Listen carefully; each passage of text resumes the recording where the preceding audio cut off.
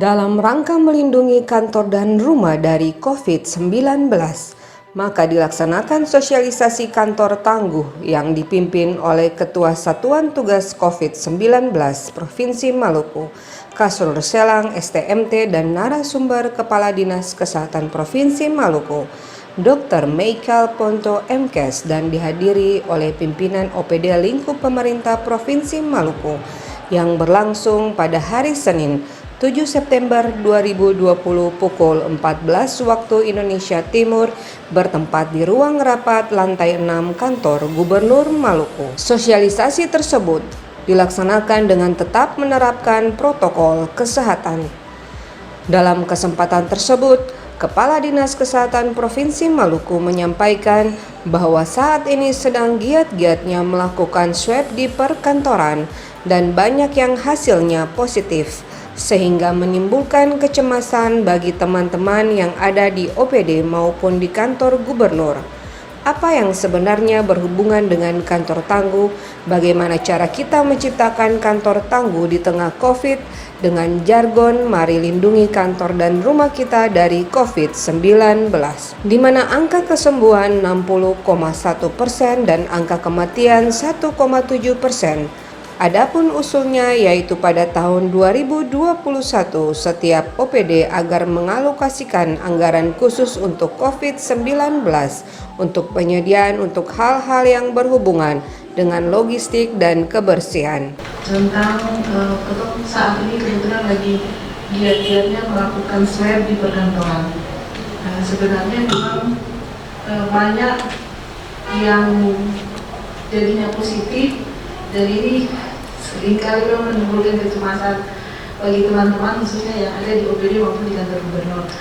Kita menyampaikan istilah kantor tangguh karena kalau ada desa tangguh dan lain sebagainya, maka ini ada kantor tangguh. Bagaimana cara kita menciptakan kantor tangguh tersebut di era COVID? Dengan jargon kita, mari lindungi kantor dan rumah kita dari COVID-19. Per 6 September, total kasus terkonfirmasi di Provinsi Maluku sebanyak 2.144.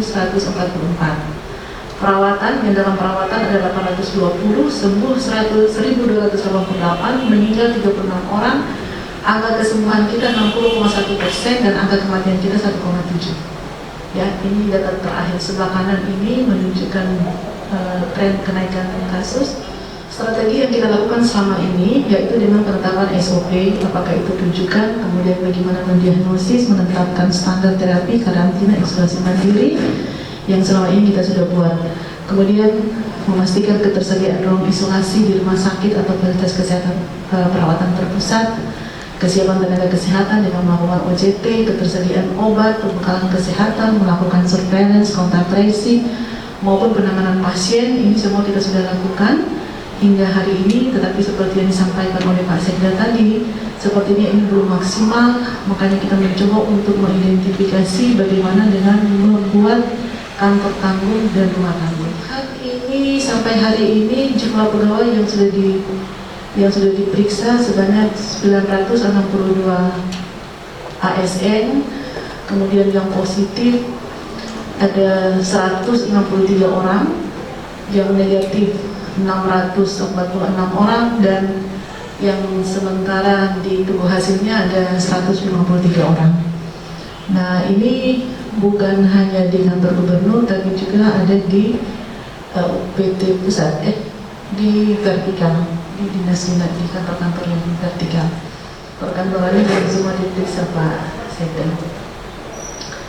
Jadi kalau dilihat dari data ini, pengambilan swab di kantor Pemda dan OPD masih akan dilanjutkan hingga minggu ini. Sebagian besar ditemukan tanpa gejala. Nah, tentu strategi kita harus memperkuat pemahaman tentang protokol kesehatan, perlu dibarengi dengan kepatuhan karantina dan isolasi oleh staf dan anggota keluarganya. Karantina ini bisa terpusat maupun mandiri. Ini tadi yang dijelaskan bagaimana klaster perkantoran itu mulai dari rumah, dari klaster perkantoran dibawa ke rumah, dibalik lagi ke perkantoran. Anggota keluarga bekerja di kantor yang berbeda, nah ini bisa juga menjangkitkan ke kantor yang lain. Rumah bisa menjadi tempat transit penularan bila karantina atau isolasi tidak segera dilakukan. kita bisa terus melakukan pemeriksaan, tetapi tanpa kepatuhan dan kecepatan dalam melakukan karantina atau isolasi, maka mata rantai penularan tidak dapat kita putuskan. Ini tadi sudah disinggung oleh Pak Sekda bahwa sekarang ini lagi tren waspadai 3 faktor di dalam ruangan, yaitu ada ventilasi, durasi, dan jarak.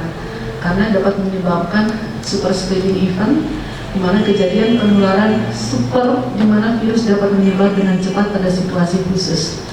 Yang di sebelah kanan ini adalah contoh dari SSC-nya menjadi super spreading event ini seperti apa. Slide. Nah, Bapak Ibu, ini ada contoh-contoh kasus. Ternyata pemanfaatan AC ini juga bisa membantu penyebaran virus lebih cepat. Ini dicontohkan bagaimana pasien COVID A1. Kemudian tanpa gejala, dia dengan cepat menularkan kepada 9 orang lainnya yang duduk searah dengan aliran AC. Sementara pengunjung lain dan karyawan restoran yang lain yang tidak searah dengan AC ini dia tidak tertular. Kita harus ingat strategi virus tadi, ruang tertutup, pertemuan panjang waktu, maksudnya jarak dekat, ramai-ramai aktivitas, dan berbicara kuat. Nah, ini strategi virus, maksudnya tempat-tempat seperti begini atau keadaan-keadaan seperti begini, ini yang sangat disukai oleh virus tersebut. Apa yang mesti kita lakukan di kantor? Buka jendela dan pintu secara berkala, servis AC, kalau boleh ada exhaust fan. Logistik kebersihan harus disiapkan, artinya ketersediaan akses bersih, adanya sabun, cairan pembersih, pel, lap, dan lain-lain. Usul Pak Sekda untuk mungkin 2021 setiap OPD agar mengalokasikan anggaran khusus untuk COVID ini, untuk penyediaan hal-hal yang berhubungan dengan logistik kebersihan. Kemudian pengaturan dan perilaku staf, jadwal masuk kantor diatur, pakaian lepas pakai atau lepas masker dengan benar, jangan terkecoh dengan rasa aman semu di dalam ruangan. Tadi sudah disampaikan oleh Pak Sekda, seringkali kita merasa aman kalau dengan teman-teman dan akhirnya kita lengah di situ. Artinya waspada bukan berarti panik atau takut, timbang-timbang kalau misalnya mau keluar, kalau berisiko tidak perlu. Kemudian jangan lupa protokol kesehatan harus tetap dilakukan. 3M, memakai masker, menjaga jarak, mencuci tangan,